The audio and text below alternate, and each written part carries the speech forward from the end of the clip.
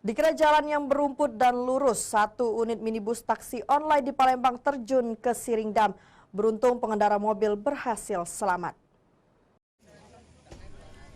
Inilah suasana evakuasi minibus taksi online bernopol BG 1807ED oleh warga dan pihak Dinas Perhubungan dengan menggunakan mobil derek milik Dinas Dishub Kota Palembang.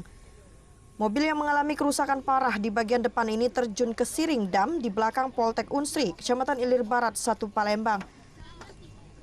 Mobil yang dikendarai Tumidi masuk ke Siring lantaran dirinya mengira jalan yang dilaluinya merupakan jalanan lurus. Padahal jalanan tersebut merupakan jalan pengkolan.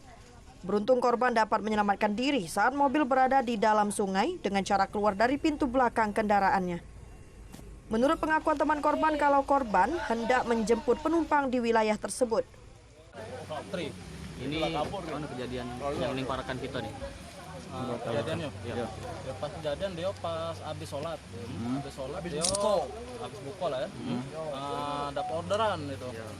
Dapat orderan pas dia lewat sini dikiranya tadi sini nih aspal ada rumput-rumput. Kayak itu ternyata banyu itu kan pas dia banting setir.